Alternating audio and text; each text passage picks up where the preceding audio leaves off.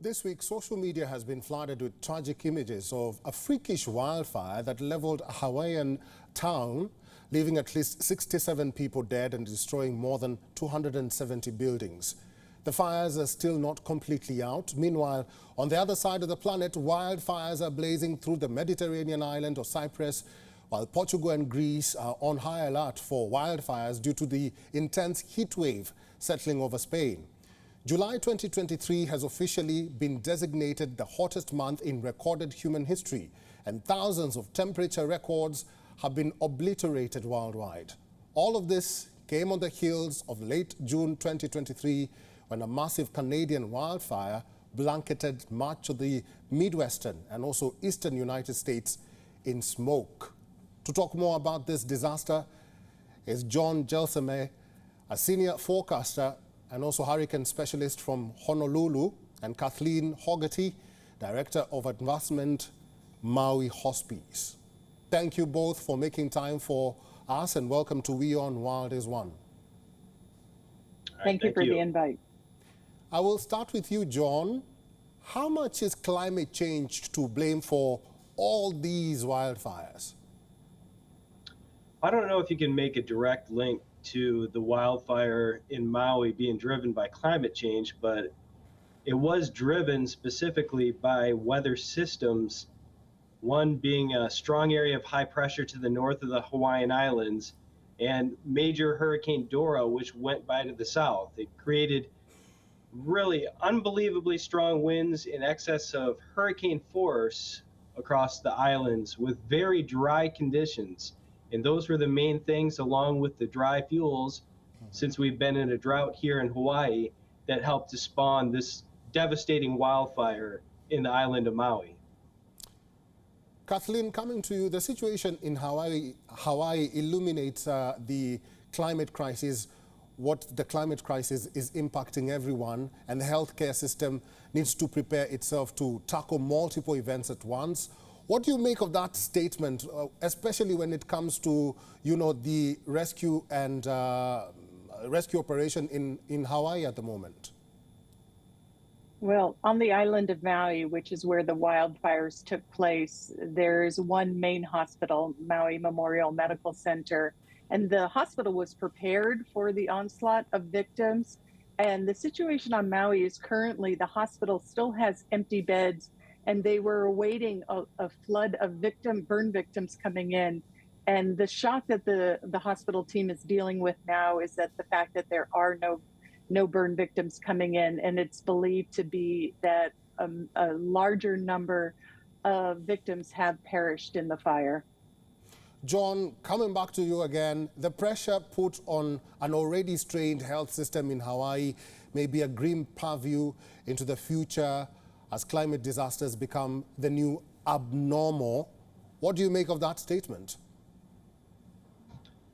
Well, there's always going to be extreme weather. There has been for decades in the past, and there will continue to be for decades in the future. The best thing that we can do moving forward is just to prepare as best we can to help mitigate the terrible things that come along with these weather disasters.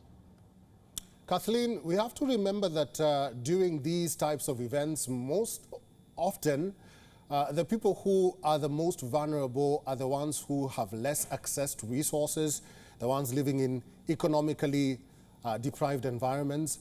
How do we address that when especially coming to Hawaii? Well, in Hawaii, and especially on the island of Maui, there's this huge housing crisis. There's a shortage of housing.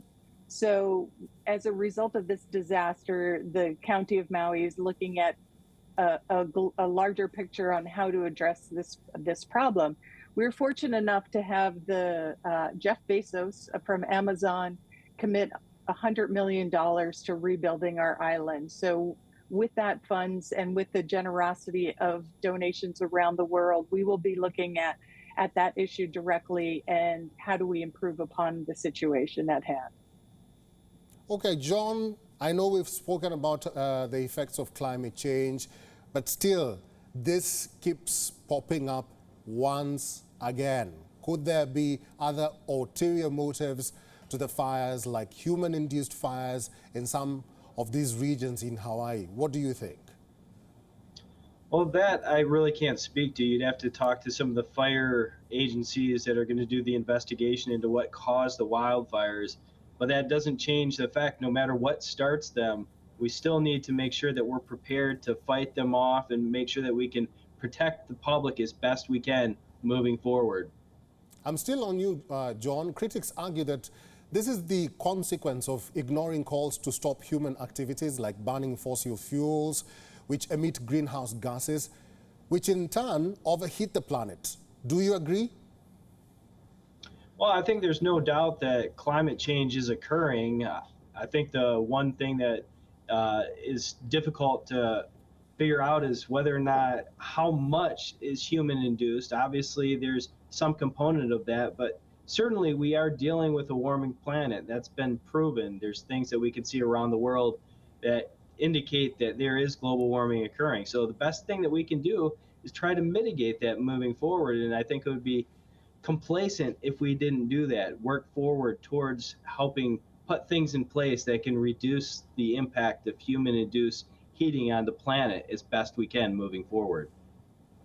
Kathleen, also In moving here. forward. Hold on a second, Eric. I just want to let you know that the fires are still raging on the island of Maui in several areas, and then they shut down the west side of the island just about 3 hours ago due to a flare-up in another part of the west side. So I just want to make sure that people are aware of that. What impact will that have going forward? Maybe, Kathleen, you can expound on that. Well, the current impact is that the roads have now been shut down because the firefighters are now addressing yet another area on the west side that's on fire. People have been evacuated. And moving forward, they're looking for rebuilding. What happened in Maui, a lot of the utilities were above ground. So we're looking at investing in putting everything underground so that if high winds were to occur again, which they will, that they won't be blowing down utility poles and starting fires. Kathleen, listening to what Jon has to say about all this, how much of a threat is climate change globally, and what do governments really need to do to stay alert and prepared? Well, I appreciate you asking me that, as I work for a small nonprofit organization on the island of Maui. Had I had the influence, of course, climate change is changing our world. And I guess the challenge is for all of us humans to unite and do what we can to help correct that position, even if it's just a little, one step at a time. But it is a big challenge ahead for the entire world. All right, Jon, coming back to you, and I'm still revolving around this climate change issue.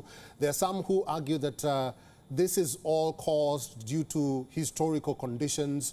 If we talk about these historical conditions, how frequent are they, or how frequent have these conditions been in the past? How rare are they now? Well, these conditions have happened multiple times in the past. The biggest thing that's different about this particular situation is the devastating impact that occurred on Maui.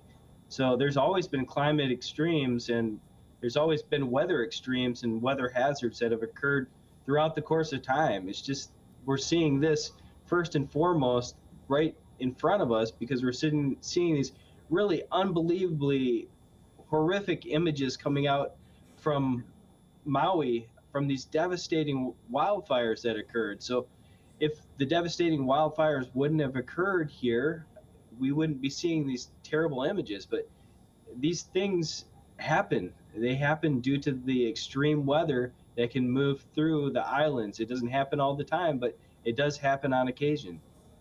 Kathleen, what sort of advice would you give our viewers who are watching from around the world?